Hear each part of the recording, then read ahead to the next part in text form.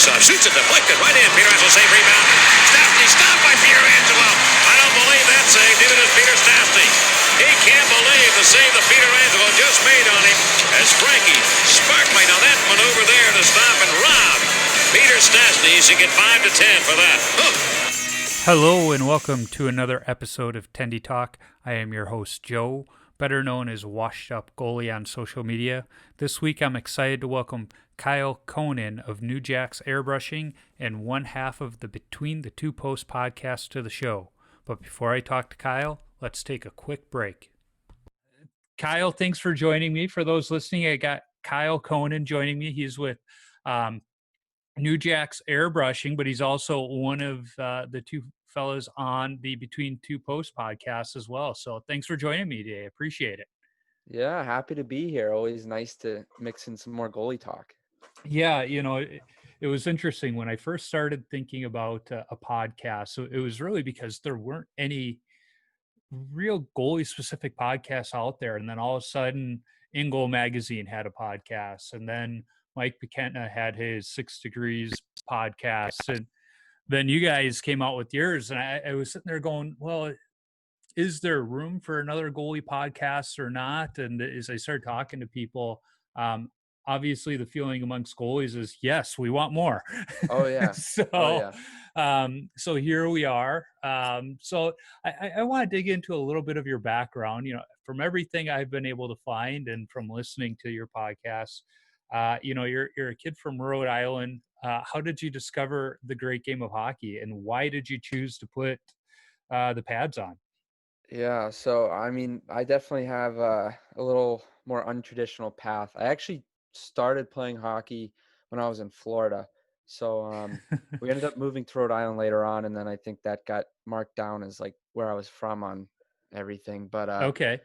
so I kind of grew up in Florida for the most part, right around the Lightning. So we went to those games, and the nice part was at that time they weren't super big yet, so you could get tickets for like $10 a piece, and it would come with like a hot dog and a Coke. So we would go to the games, and I just fell in love with hockey like right there. They I couldn't exactly tell you what it was about goaltending, but I went straight into being a goalie. I know a lot of guys start out as a player, but I just, from day one, I was a goalie. So never left. Yeah. So being from Florida, I'm going to guess you probably played some baseball. Were you a catcher too? Because I know that was my thing. Something about the equipment. I loved it. And so when I played baseball before I started hockey, I was the catcher. And then when hockey came around, I was like, well, they have something to cover my face too. Let me see that.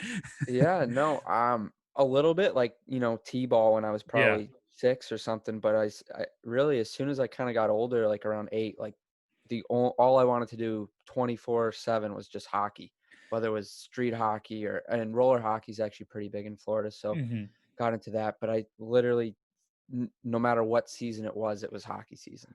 How hard was it to find ice time down in Florida in those days? I know they've got a few more rinks now, but I can't imagine there were too many of them.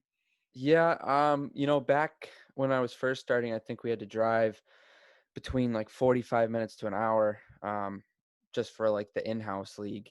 And then eventually when you start playing travel, now you're traveling an hour to an hour and a half to be on a little bit better of a team. Now it's unbelievable. It's a great place to really start the game of hockey. If you're in Florida, we got, I think probably 4 more rinks that have been built now that I'm back down here. And I mean, 3 of them are within 15 minutes of my house. So it's definitely grown a lot, and it's awesome to see the game really taking off. Yep, absolutely. And I think it probably helps that you're starting to see some more Northerners move down to Florida, and they still want to see that game or play beer league, even though they're older like myself. So take me a little bit through your playing days. You know, I know from listening to your podcast, you know, you were able to play at a fairly, you know, higher level than most get to play. How did you get there? Yeah, so I mean, I think partially was just my love for the game kind of allowed myself to just continually get better. And for me, I never felt like I had to it never felt like work. I think a lot of times some guys have trouble with putting in the extra work, but for me, like, I just loved being on the ice. Like, Yeah.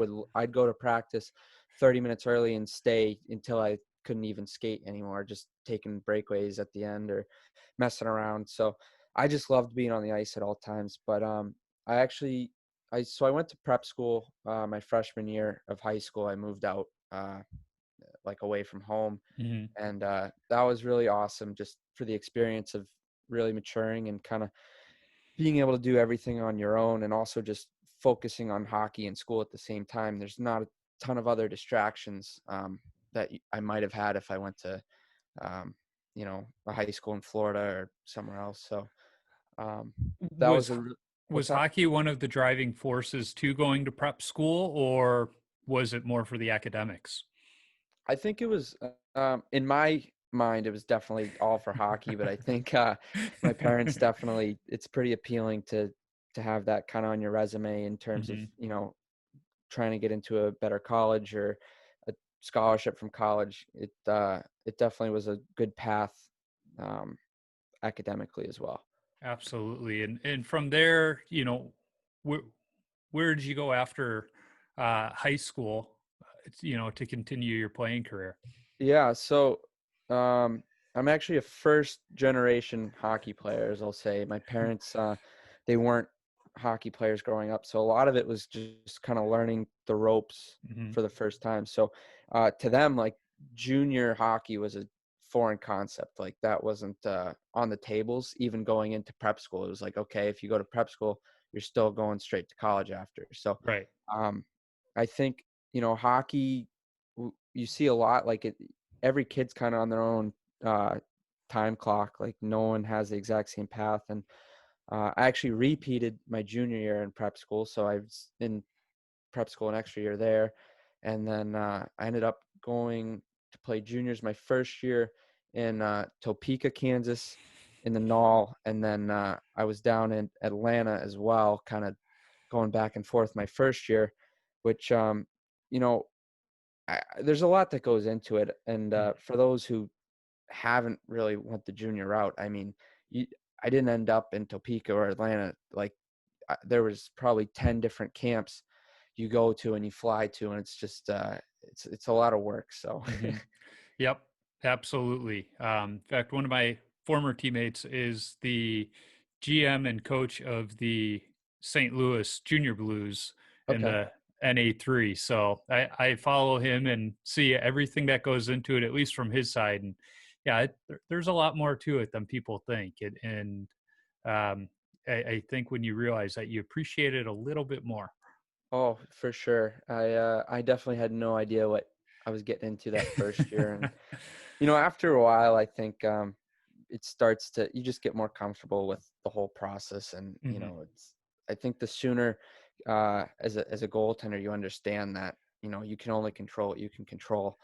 That's the best thing for you. Just go out, and wherever level you're at, wherever you're playing, Hmm. whatever state, whatever league, just go out and play your best, and that's really all you can do. Absolutely. That was a hang up I had when I first started playing beer league, 'cause I played um, college hockey. I was a Division III JV backup, but I was still used to that higher level of competition. Then I got into the beer league, and I'm expecting things to happen, and it wasn't happening, and I was getting upset. And then finally, I had that realization, like, hey, I don't have control over that, so why am I getting upset about it? And it was interesting how it changed my enjoyment of those games. Oh yeah. Even if I did get lit up that night, I just went, hey, I played pretty good, and I can't be upset with the way I played. I did what I could. And yeah, it's crazy how it changes. So you played some junior hockey, and you know, the old saying, all roads lead to the beer league, even Oh for the yeah, NHL guys, absolutely. after your competitive playing days, you've decided to make your way back to Clearwater, Florida. Are How often are you getting on the ice, and what's the beer league scene like in Clearwater? Believe it or not, I probably skate just as much now as I did when I was playing any level competitively. Mhm. Like I said, there's a lot of rinks right around here, and beer league is huge. I mean, Yep. beer league might be bigger than the youth leagues are. It's pretty impressive. So I try to skate probably three times a week, are kind of like games, like in Mm-hmm. an official league, and then I'll do. I also coach down here a little bit, so I count that as getting on the Yeah, ice, and still a absolutely. workout. Even shooting pucks on the little guys, that's still a Yeah. workout. So. Yeah. And if you're anything like me when I coach, you count how many goals you put past those goalies too. Those Oh count. yeah. So I always I start out trying to be nice, and then I don't know, kids these days, they get too much confidence, and you got to let them know where they stand. So then Yeah. you got So to pick up the pace. sometimes you got to pull the Bobby Hall and buzz the tower with one of them. Yeah, for sure. Yeah. I was never a great shot when I was coaching. So my goalies knew if I hit them in the head, it was not on purpose, because if I was trying to hit them in the head, it probably went out of the rink. Yeah. um, so what age level are you coaching? That's always fun to do. Yeah, so it's crazy now. So they're between '08s and 2012s. So um it's a pretty big range, Yep. and obviously it's always fun to be around kids that age, because they just love the sport so much at that age, and um, it's pretty refreshing to be around it. Hmm. It's an interesting age group too, because you're starting to hear more of the discussion. Are we giving these kids too much technical direction at that age, or should we really be more of a mental coach for them and just make sure they understand edge work at that age? Because we've seen some of these kids, they're great skaters and they're great technically, but when they get into a game, they don't know how to react. And Exactly. um, you know, but then you look at goalies like us, where we probably didn't have goalie coaches when we were younger, and we just had to figure out how to stop the puck. And you're starting to see with a lot of these Russian goalies, they don't have the goalie coaches at the younger ages, so they figure it out. And then when they get to kind of that middle school age, then they get the technical side of it. And it goes, Yeah. oh, okay, that's how it works out. So I've had fun working with younger goalies, going in with that thought process. Even before it was being discussed, I just thought, hey, these kids got about a 10-second attention span. I Oh don't want yeah. to give them too I much, think I and it think that's worked out. one of the biggest mistakes a lot of goalie coaches will do with younger kids is overcoaching. Because, Hmm. like you said, if you give them three things, they just focus on one. Like, Yep. if you can fix one thing in that week of practice, you did your job, and they're not feeling stressed. They're still having fun and getting to stop the puck and hang out with their friends. So at the end of the day, it's not a job for them. It No, shouldn't be. So no. um, And I think that's even a great philosophy in coaching with older goalies too, is focus on the one thing you can fix. And once you do that, move on to the next thing. Because the exactly. younger kid, it's going to take them maybe that whole week. But Yeah. a goalie like myself, when I was playing competitively, a coach could tell me to do something, and by the end of the practice, I've got that done. So now the next day we can work on something else, Exactly. and otherwise, you know, we get enough pucks to the head. We don't need more stuff clouding up our thoughts. Yeah. So somewhere along the way of you playing hockey, you discovered this talent that you're artistic. Um, when did you start drawing and realize, hey, I'm pretty good at this? Yeah, it's so I was into art before I even was into hockey. Hmm. Just in terms of doodling in class, and doing arts and crafts on the side. Hmm. So when I started playing hockey, like I mentioned, I went right into goalie, and the first thing, obviously, every little goalie notices is the pros always have those cool paint jobs. Yeah. So I think that was on my mind from day one, was I wanted a painted helmet. So Hmm. um, it started off with probably a decal set or some stickers, and then a couple of years in, after my parents realized I'm kind of serious into it, they got me a custom painted mask. And then I remember the next season, I I was like, all right, I'm ready for my next paint job. I was probably 9 years old, and I'm like, okay, like, what's my paint job this year? And like, oh no, like, that's your paint job for the next like 4 years. Yeah, until you I get was a like, new bucket. Yeah. oh yeah, but I'm like, Lundqvist just got his second mask of the year. Where's mine? So, Yeah. I think I ended up like sanding it down myself and kind of trying to paint my own mask within a year of getting it custom painted, which they weren't too happy about. I But was going to say, what did mom and dad think when they walked in the room and see you taking the sanding pad to your mask? well, I think there was definitely some back and forth going into it, and I don't think they ever budged. And then eventually they're just like, you know what, it's your helmet. If you really want to do it, then go ahead. But we're not getting it redone. So that Hmm. was they made sure I knew that. And the first one I was pretty happy. Like they went out. I got like a little starter airbrush kit, and I tried to do my own thing. And I mean, looking back, it's not too bad for my first time, but obviously there's been a lot of progress made. Yeah, well, just like the position, practice makes perfect. So, you know, learning how to prep a mask and properly finish it, how did you learn that, at that young age? Yeah, so it's actually I was really fortunate. There was an auto body shop that my parents just happened to take their cars to get fixed, and I don't know. They started talking to the guy, and he also had a pretty large business, like custom painting cars and Hmm. that stuff. So it started out with him just kind of giving me tips of, you know, how to paint with the airbrush and how to use some tape and pinstripe and all that. And then he was super generous and offered to do the clear coating for me, which was really made the product a lot better. Hmm. And then he just took me in kind of, and I'd hang out in the shop and he'd show me how to use the scuff pads and make sure the back tape was all done up right. And um, just a unbelievable guy. And he actually ended up passing a couple months ago. So that was really sad to hear that news. Yeah. But I mean, really, he's a really large part of everything that I have now today. He really made a big difference. That's awesome. I think it's one of those things, not just in, painting masks or even hockey. It's, when there's somebody willing to help you like that, kids have to realize that it's important to um, understand how special that is, because not everybody's willing to take that time and take people under their wings. And it's really neat when people do.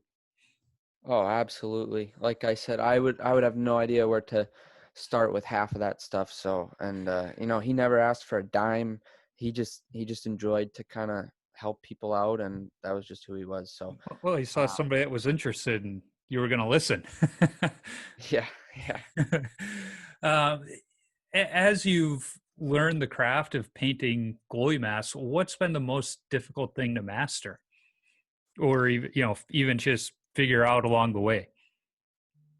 Ah, man, that's a tough one because I think really for me, it's kind of just a personal challenge of always trying to kind of push the boundaries of where the style is going in them.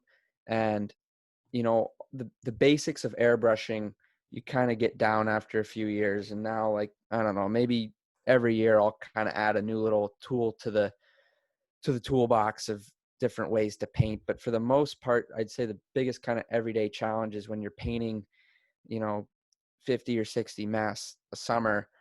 You have to continually think of new. You don't want them to all look the exact same, so you're Yeah. trying to tweak some things. And it's hard because, so for example, when I'll do a school order, if they'll send you 4 to 6 helmets with the men's and the women's team, they all have the exact same colors, logos. It's like that's a challenge to really try to make them look different.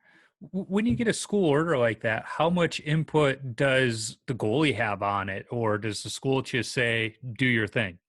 So the goalies actually have a pretty big input. I'd say they pretty much run the show. It's typically pretty similar to um, any other mask order. They'll come in, say what they want, we design it, and then the only kind of headache that comes into it is the school has to approve it. Uh-huh. Some schools are better than others, but there's a couple out there that you're going to have to go through 3 or 4 versions of the design before it finally gets approved. So Yeah. Now you mentioned something about, the style of the designs, and I had this discussion with Todd Miska a number of years ago, the mass painter for Kippersoft and Eddie Balfour, and those are probably the two biggest, most recognizable masks he's done. But we were talking about a lot of newer masks today. They have so much going on that if you're sitting in the stands, you can't really tell what's on there. And when you go back to the 80s and the 90s, there was this clean look to masks. yeah.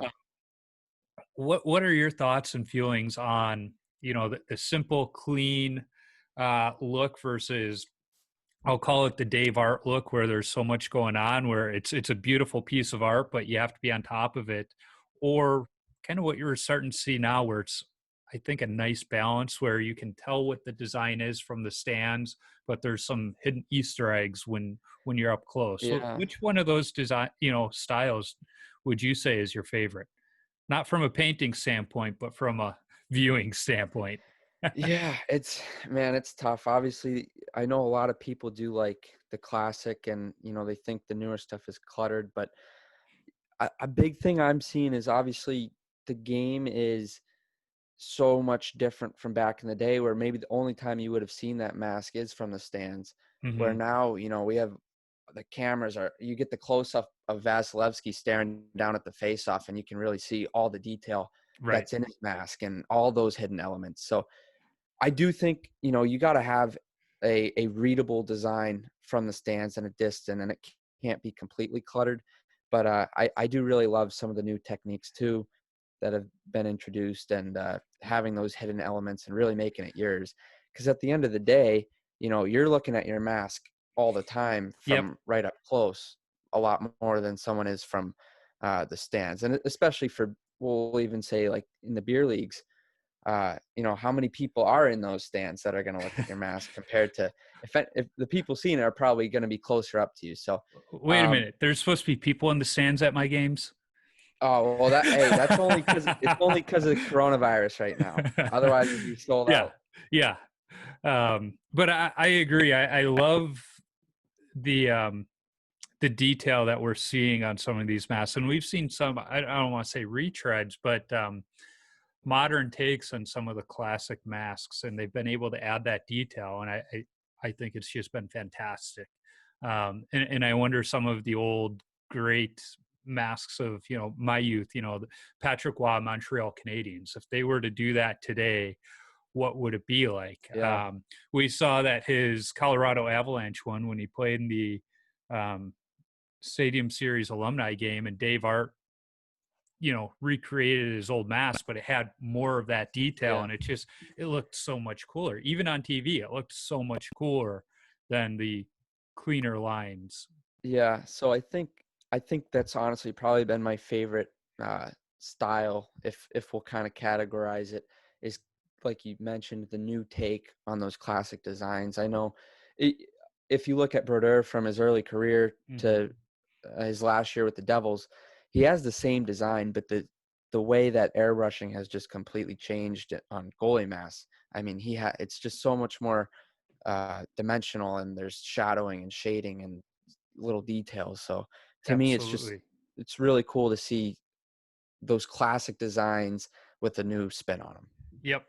I wholeheartedly agree. I even look at the masks I had in high school and college, and I think if it were painted today, how much cooler would they look? And I thought they were pretty cool back in the day, and I still think they're cool, but that's for sentimental reasons.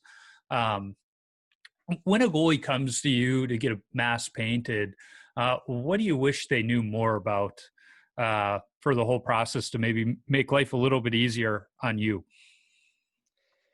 Um, Obviously, I'd say there's two kinds of people that come to get a mask painted. It's someone who knows exactly what they want, like centimeter for centimeter, how the mask is going to lay out, and then someone who has absolutely no idea where we're even going to begin to paint this mask. Hmm. Um, and I think both have their challenges. So for the people who aren't super particular, I think just kind of having a better understanding of, other designs to reference, and that I personally prefer those to kind of have a little bit more artistic freedom. And if they can just kind of guide me a little bit, then Mm-hmm. maybe we can take it over from there and get them what they're looking for. And then for the people who are super specific, just understanding that every mask is going to be a little bit different, whether it's, the model you bought might have a clip somewhere where you want to put someone's face. And it's like, we got to have a little bit of movement to change it up and make it look Right. the best we can. It's funny you say that, because I saw a great mask this week where it was paying tribute to an older beer league goalie. It was paying tribute to his favorite goalies, and Eddie Belfour was on the side of one, but almost all of his great iconic original Eagle mask was missing because it fell right over an ear hole. And I'm Yeah. going, just move it that much Yeah. and you get the best part of that image. Exactly. It was like, oh, but you saying that led me into the next question I wanted to ask is, there's so many different mask models out there. What's your favorite one to work with for those reasons? Whether it be ear hole placements, clip placements, stuff like that. There's got to be one that either you love to work with or one that you're just like, not one of these again. Yeah. So I think a lot of the bigger companies are pretty similar in terms of uh, the space you're going to have to paint. Mm-hmm. Um, I think the bigger headache tends to come in the prep side when you have to take them apart and back tape, and some companies don't have removable padding. Um, in terms of a stock mask, uh, the Bowers enemies or the profiles are really good. Obviously, I don't know if you've seen them up close, but Yep. all the padding is screws out, so it's super easy to disassemble. You just pop off all the screws, padding comes right out, you back tape it, give it a Mm-hmm. sand base coat, and you're ready to airbrush. Whereas CCM mask, the padding doesn't come out, so those are a headache. You got to really tape around all the padding and tape over some of the screws that don't come out. And you always have to worry about if you get paint or sand dust in there, it's hard to get the screws back in. So I think the prep side has more of a factor from my standpoint Mm-hmm. of the painting process. When Because when a goalie reaches out to you and they tell you what kind of mask they have, does that factor into possibly the costs you quote them because of the prep time? man, I don't, I don't, not directly, maybe subconsciously in the back of my head, I'm like, oh man, I'll maybe quote a little bit higher, but it's not like a specific markup if you have Okay. CCM or something like that. Yep. If you're like me coming in with a Bauer master, you're going, oh, it's good. Just take a few minutes. Yeah. Well, I will say, well, I'm obviously a little bit Vaughn biased, but Absolutely. Pro's Choice does a phenomenal job, and it's always nice getting those because he'll send them uh, with no padding, no screw, like completely disassembled and already prepped. Oh, So nice. it's basically as soon as I get it, I can just start base coating. Those are always a dream. Yeah. I can imagine it's like getting a car in the body shop that is all ready to go. Yeah. Now you mentioned that connection with Vaughn. Um, how did that start up?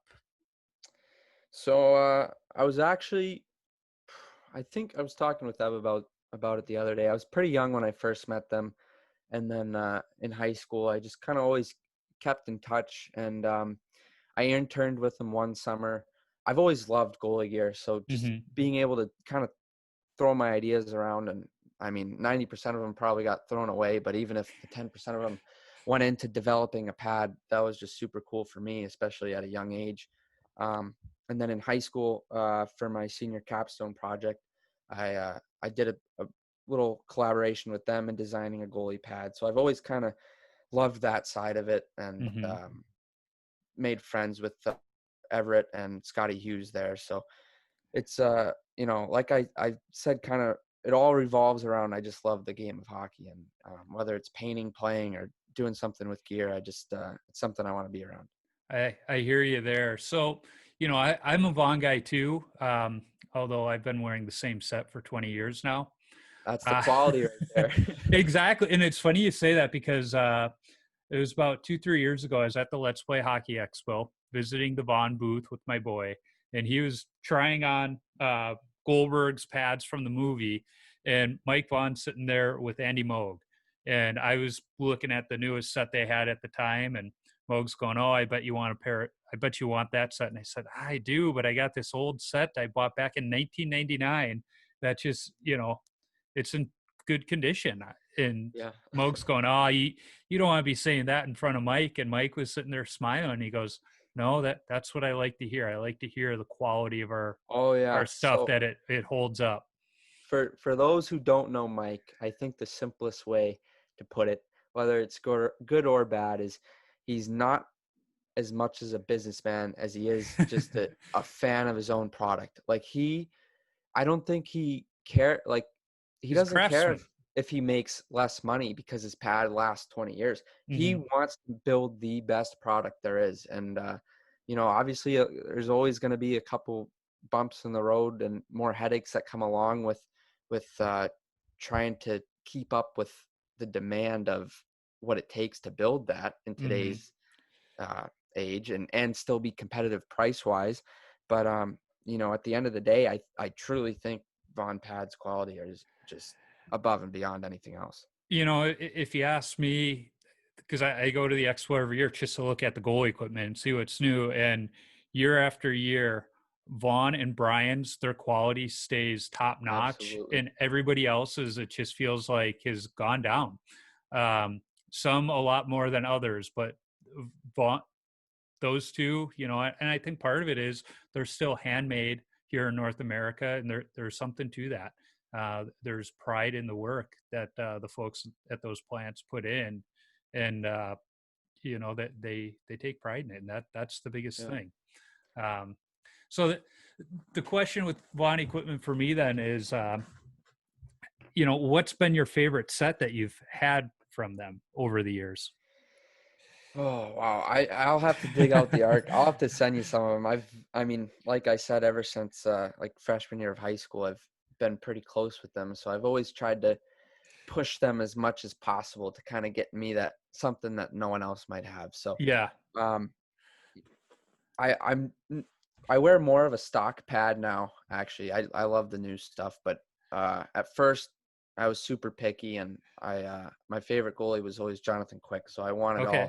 all those specs done on the pads, which for them is probably a nightmare to build. But uh, I one of my favorite sets was my freshman year. I got a set of the V4 7600s with the V2 leg channel. Okay. But then I swapped out all the leather straps for the Velcro, which was before even other companies had started doing Velcro. I think that was just something I was always trying to think, like, Brian's always did it, but Hmm. this was before Bauer and CCM and all them had done it, and Vaughn obviously. So um, I was trying to think of all the ways I could just make the pad lighter, and fortunately they kind of gave in, and we got a full Velcro setup on a V4 pad when it was just coming out, and that was pretty sweet. And then I did a custom graphic with the three tiers on a vintage pad. So the below the knee rolls was black, the knee rolls were all white, and then the top was orange. Okay. So they were pretty flashy. One of my buddies at Devonair Goaltending up here in Minnesota had a Richter tribute set Oh done yeah, last I year, think I and saw those. they're just a gorgeous looking set. Absolutely. Yeah, I like that Vaughn is dipping their toe in the custom side of things, but they're not going full on Brian's where you can get whatever you want. They want it to still kind of have that Vaughn touch. I like that. And if I ever get a new set, I've got in mind what I want to do to kind of have that retro look to it still. Um, I might even ask for the two straps that go under my skate, just so that I feel like it's the old pad that I'm still Yeah. using. I was at a skate I showed up to a beer league game last summer early, and the high school team that was practicing needed a goalie. So their coach said, "Hey, you want to come out and get a few extra shots?" And so I said, "Yeah, sure." So I put the stuff on, and between uh, drills, the other goalie's standing next to me, and he kind of looks behind at the back of my pads. He goes, "What are all those leather straps for? And why do you have two going under your Yeah. skate?" And and that's when I realized my pads were older than every kid on the ice. Yeah. So then I had a little fun with it, and we were scrimmaging, and I stacked the pads on a 2-on-1 and stopped the kid, and the puck came right out to him. He could have easily put it in, but he just stops and he looks at his coach. He's like, "I've never seen that before. Yeah. He's like, how do I react to that?" And it's like, "Well, you take the puck and you put it in the net. You don't stop."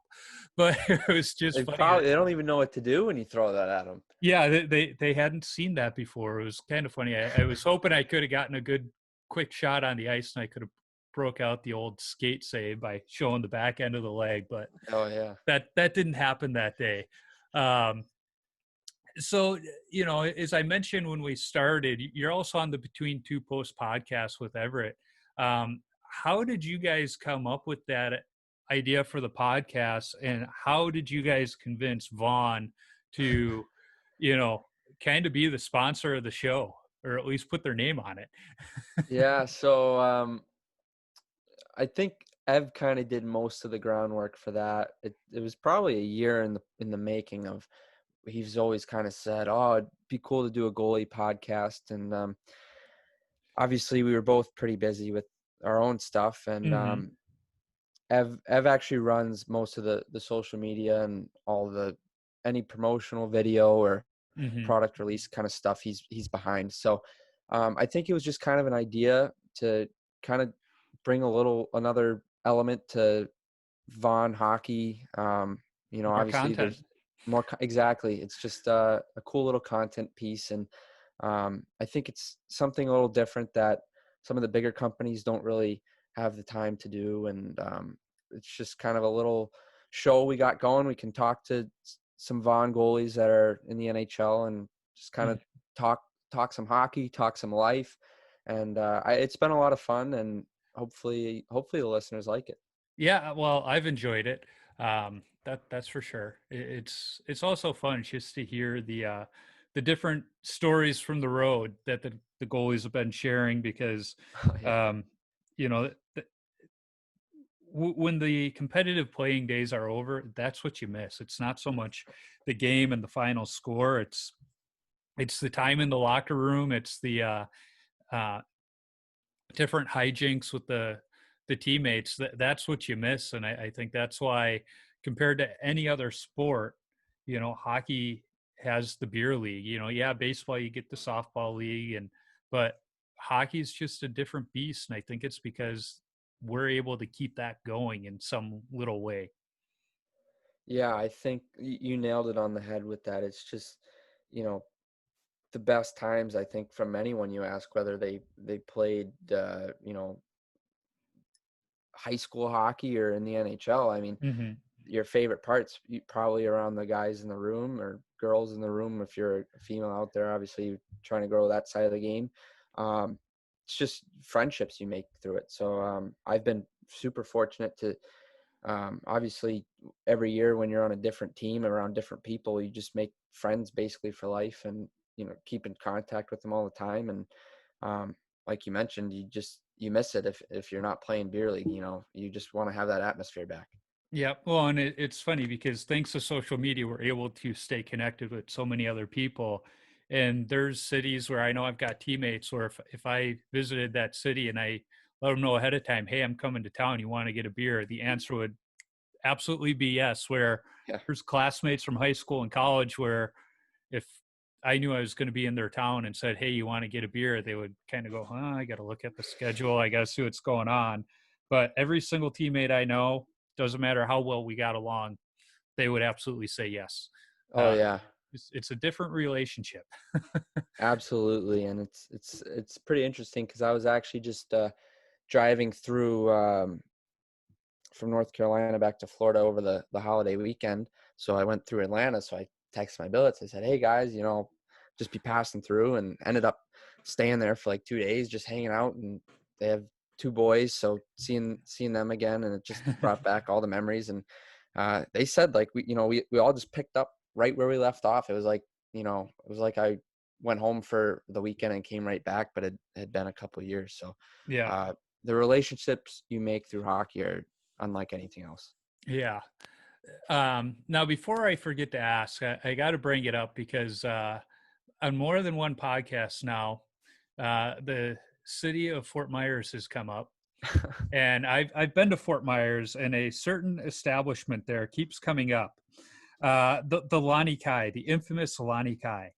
And I have been there, and it's an interesting place. I wholeheartedly agree, but there are better places in Fort Myers. What is it about that place that people just love? So here's what I think. I've never been there. Okay. So this is Ev has a passion for it. Cam Johnson obviously loves it. He brought it up multiple times. A couple other guys who have been down there. I don't remember who else was there, but almost anyone who has been to Fort Myers seems to bring it up. From what I've heard, it is financially friendly to your wallet. So I think it's more so for the guys who are looking to just not spend a lot of money and have a good Florida experience there. So I'm not a fan of. I'm a little more. I'd prefer a little nicer place, a little higher end, even if it means paying a little bit more for the drinks. Yeah. Well, if you ever do go to Fort Myers, just go a little further south on the island to the Junkanoo. It's right on the beach, and it's great. Oh, I've been to Fort Myers quite a bit, and okay. like I said, I've never been to the Lani Kai. So yes, there's plenty of other places to go and plenty of beautiful places there. So, I'll have to check it out one day, I guess, and see what it's like in person. We were there once, and it was last spring. We went with friends that have a place down there, and they even said the Lani Kai's nothing special, but it has a great view at sunset from their restaurant bar at the top. So that was really the only reason we went up there, was to watch the sunset. And then it was a quick jaunt over to the airport to catch our flight home.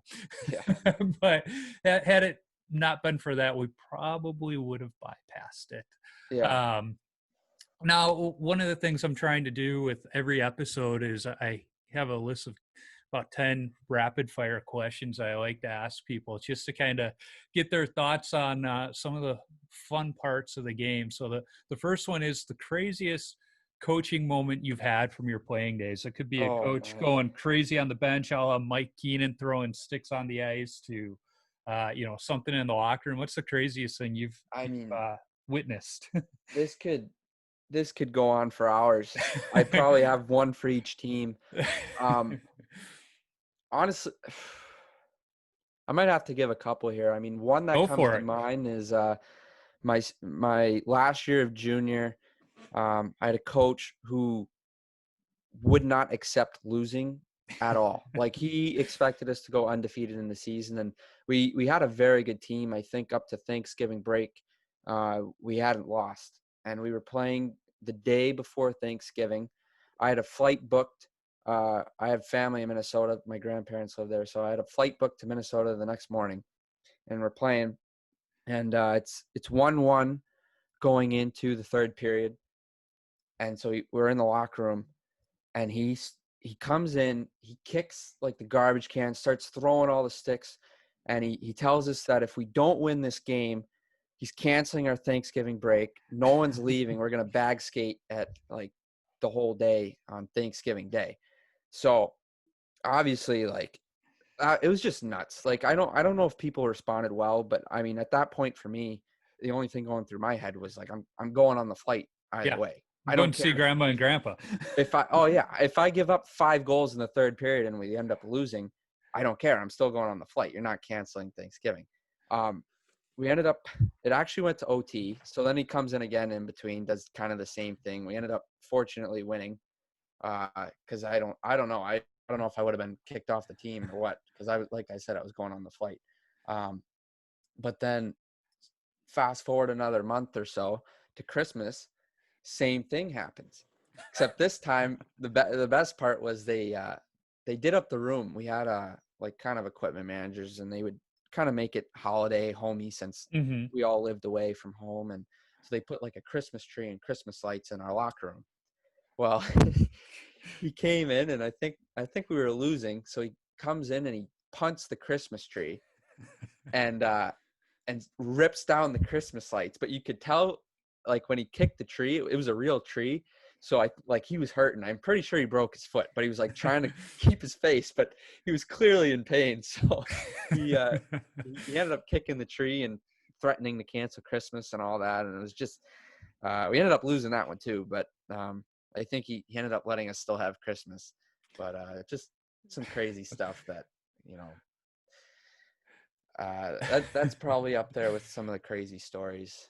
So you mentioned Grandma and Grandpa live in Minnesota. Where about in Minnesota are they? I don't know if you've heard of it, but they're in a town called Glencoe. Yep. Yeah. Okay. Well, I live up here in Minnesota, so Yeah.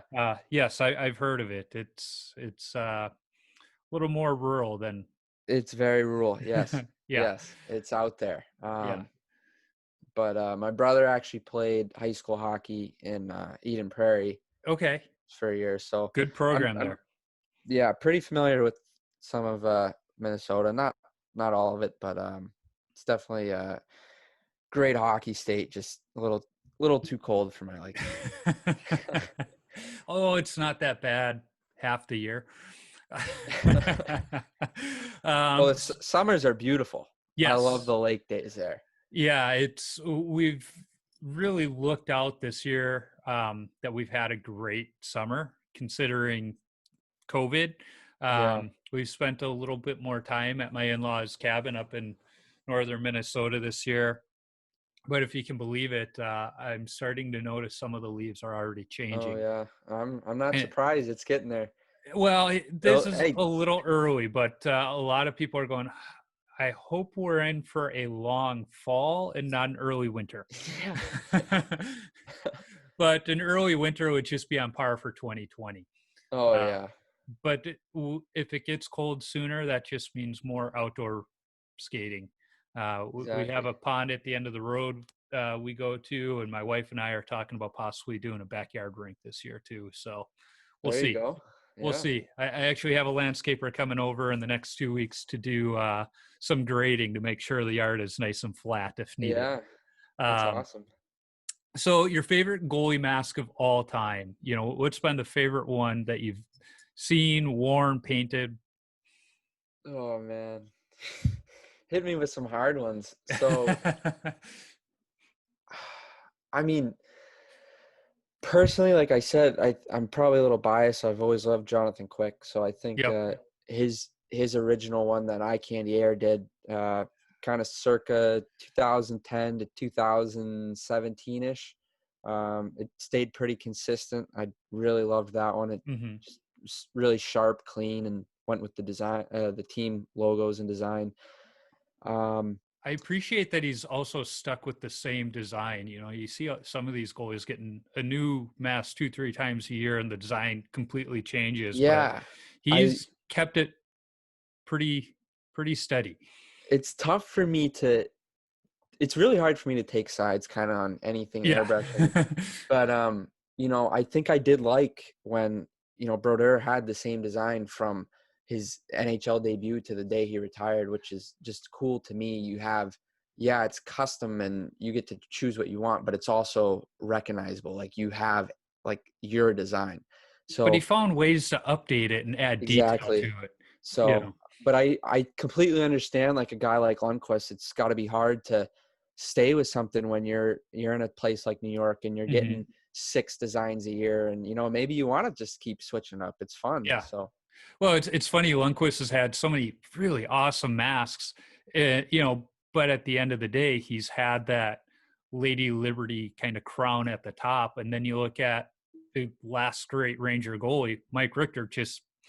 He wore a combo for a while, and then he went to that great Chubberly mask with the iconic paint job that he just Yeah, never changed, you know. So exactly. they went from one extreme to the other, of a guy that never changed it to a guy that changes it about as often as he changes Yeah. his suits. Well, I think the new trend is probably going to be a lot more changing and just a new design every year. Yeah. There's not too many guys left who are sticking with like a consistent. I guess Vasilevsky's kind of stuck with a consistent look. Bobrovsky Hmm. stays pretty consistent, but I'd say for the most part, guys are really switching it up a lot. I wonder, with the new state of things, you know, because teams are the ones that typically pay for those masks. I wonder if teams are going to say, no, you're going to get one mask for the whole year. We're not going to get you two or three. With the new, you know, the way the financials may be different in the next year or two. That'll be interesting to see how it impacts goalies and how often they change their equipment. Because I know when I was growing up, you had guys that would wear the same set for the whole season. You know, now you get guys switching stuff out every couple of weeks. Yeah, I think a big part of it is the way stuff is designed. Hmm. We'll throw in a guy like Lundqvist or guys in Bauer, the way the pad is designed to perform is kind of that out of the box construction. Like, is once it starts to soften up and break down, those guys want a new one right away. So Yeah. I think in terms of pads, I don't think they're going to really limit it, because at the end of the day, if you're paying a guy $10 million to play goal, you want him to play his best. Yeah. If that means buying him another set of pads for a couple grand, I think you're going to do it. So, Yep. Yeah. um, for sure. So this one, I kind of smile as I'm about to ask the question, because I've heard you guys talk about different rinks on your podcast. What's been your favorite rink to play at? I've been pretty fortunate. I've gotten to skate at Amalie Arena in Tampa a couple times. So that ice is unbelievable, and it's just a really cool place to play. So, I don't know if that counts, Absolutely. but I've always loved that. In terms of prep school days, there's always some beautiful rinks. It's crazy to see what these high schools have for a budget. I mean, some of them are literally like NHL rinks in a high school. Yep. So, and completely like privately owned by the school. Like, you can hop on the ice whenever you want. It's your ice. So that's been pretty sweet. You know, I feel like you remember the bad ones more than the good ones. Yeah. At the same time, though, some of those bad ones were some of the favorites to skate at because of the character. I remember there was a rink. I grew up in Chicago, and there was a place on the south side, St. Spectrum. It had the smallest locker rooms that smelt terrible. It didn't have a Zamboni. It had an Olympia, which, you know, kids thought looked cool because it looked more like a car than a Zamboni. But I was a Zamboni driver, and I look back and go, it didn't make very good ice. It Yeah. was just kind of a crap hole of an arena, but it was fun to play at because of that. And, you know, there was the one guy, Jose. He was the Zamboni driver. Everybody loved Jose, and you'd walk in, and you wouldn't ask for a locker room key. You would just hold up number one or two for what locker, because he didn't speak English and none of Yeah. us spoke Spanish, but we knew how to communicate, and he always had a smile on his face. You know, it's Yeah. like, yeah, you remember those bad ones more than the good ones sometimes. And whenever I think of the bad ones, that's the first one that comes to my mind. Yeah. Well, I'll Uh, say probably the worst one. I don't think I've brought it up because it wasn't during any of my like technically playing days, but over summer I lived in Boston, and there's a rink out there. Uh, it's called Hockey Town. And if there's anyone out there listening who knows about Hockey Town, so there's no on 3/4 of the rink, there's no glass. It's because the rink is right up along the brick wall. oh boy. So it's there's boards, and then it just goes to the brick wall, except there's probably about a foot space in between the boards and the wall. So what they did is they put an angled plywood from the boards to the brick wall, but not like straight up, like almost a 45-degree angle. It's like a pinball machine. So if the puck, you can't chip it because it hits the brick and comes like straight down. But Yeah. if it did go up, it would bounce off, then hit the plywood and bounce out on the ice. You never knew where it was going. It was just, Yeah. it's crazy. I remember one of the rinks I skated at when I was a squirt, still had chain link fence instead of glass. And that Oh was yeah. an interesting thing to learn to play off of when you were a goalie. It's like, wait a minute. So yeah, there's some interesting rinks out there. Next question is, what's your favorite stick pattern model you've used over your playing career? So I've always stayed with a pretty consistent curve. I've liked the P31 that Bauer has. It's Mm-hmm. just like a mid twist, I think, with Yeah, Warrior, kind of I've used that one. little more sauce to it. I've always liked to play the puck, and I felt like that kind of gives me the best chance at or the most accuracy if I'm trying to hit someone with a pass or, you know, make a play behind the net. So I've always liked that curve. In terms of sticks, I've always been a fan of the Bauer's composites. They're really good. The only downside is obviously the price. So Yeah. when I was playing, I didn't really think about it. I just, I wanted whatever I felt most comfortable with. So I did that. And now that I'm not really playing competitively, the cost is definitely more of a factor. Yep. And like I mentioned on our podcast, the new SLR2 stick is basically a twin brother of the Bauer, except about $150 cheaper. So Yeah. that's what I've been rolling with.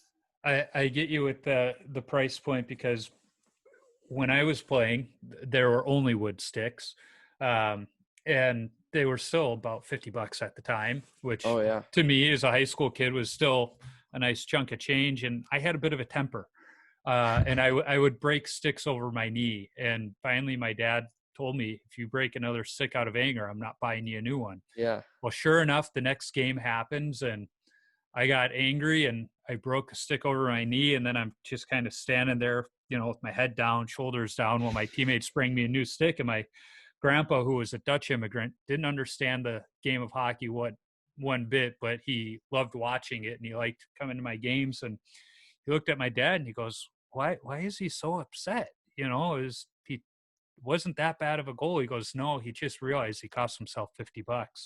So I come walking out into the lobby after the game, and my grandpa's still smiling, and he hands me $50. And I go, what's this for? He goes, don't tell your dad, just go get a new stick. That's awesome. But yeah, and when I was in college, we got sticks 3 for $20, Wow. which was a great deal. Yeah. And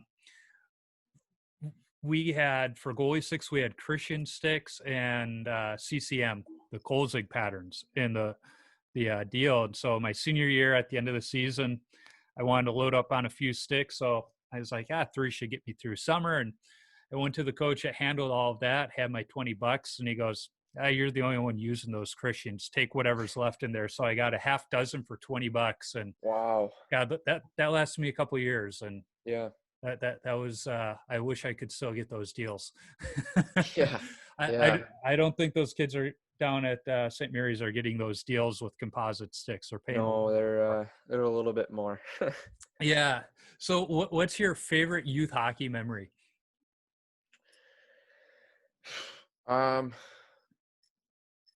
Probably either, skating on the pond is obviously, like I said, when my family was out there, we'd go visit them and over Christmas and skate out on the lakes. And, I mean, that was just always unbelievable. You get the snowfall, and it's just, it's a dream out there. There's really nothing better than that. So, Yep. Probably just taking it back to the good old pond hockey days. I can't disagree there. I played in a tournament in January at a park here in the Twin Cities, and it was outdoors, and we had the snow falling, and it was Rockwellian, as they would say. Now, the next question is one that I always chuckle to hear the different stories. What's the best chirp you've heard on the ice, in the locker room, wherever? What's been the best one you've heard? Oh, I mean, to me, the best chirp is usually just whatever gets under someone's skin. Yeah. So,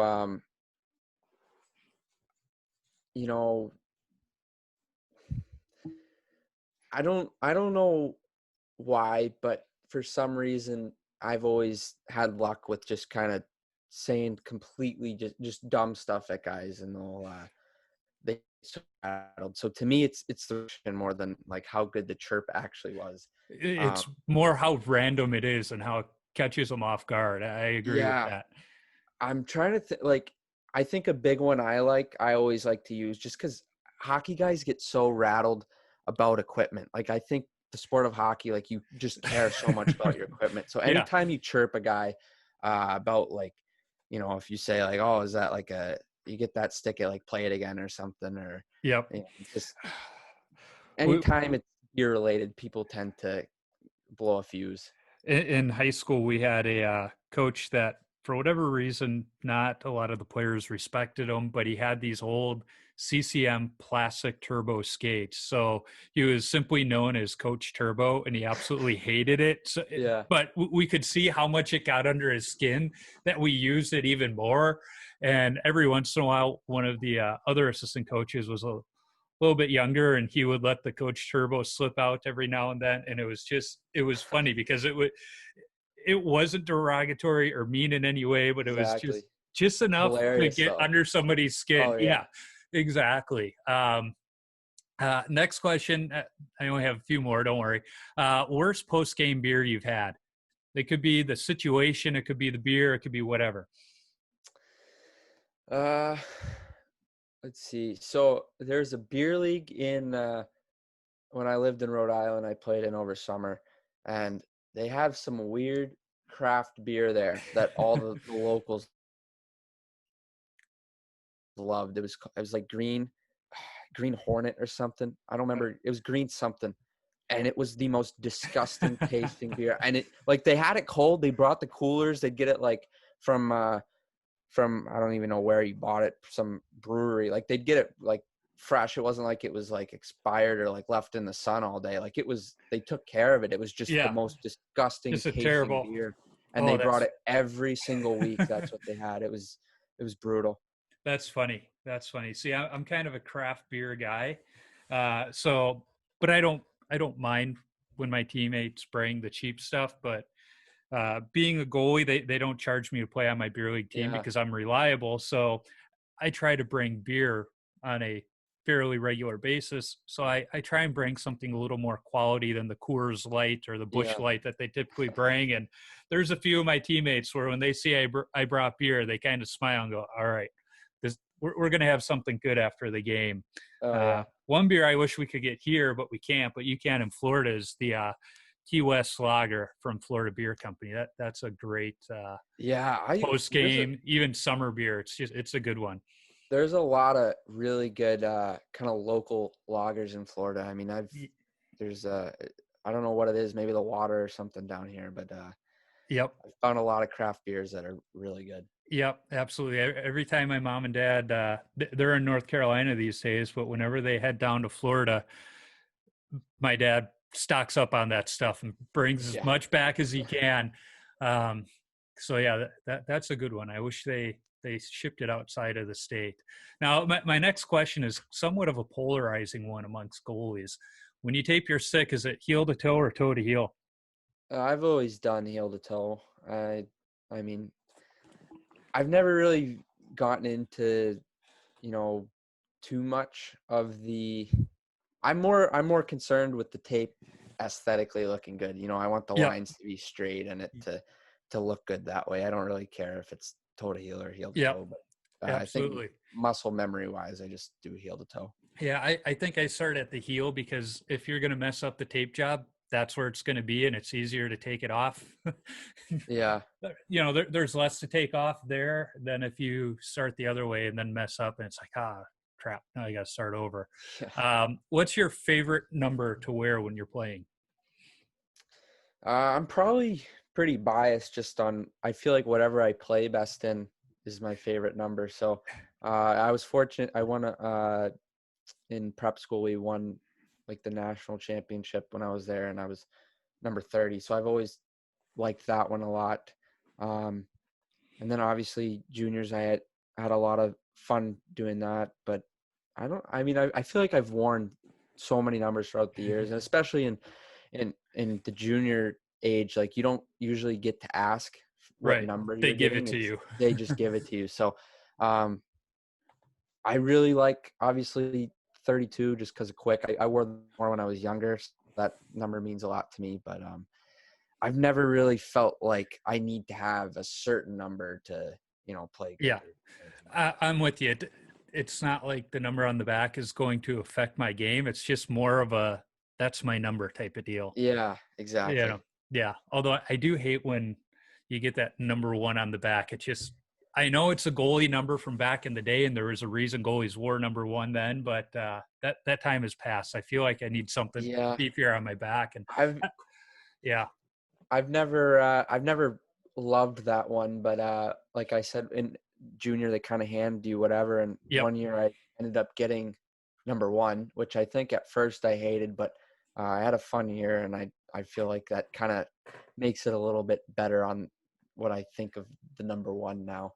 But I will say, now that you kind of brought it up, like I love the fact that Vasilevsky and Carter Hart and those guys are really switching it up and kind of making it a little more exciting.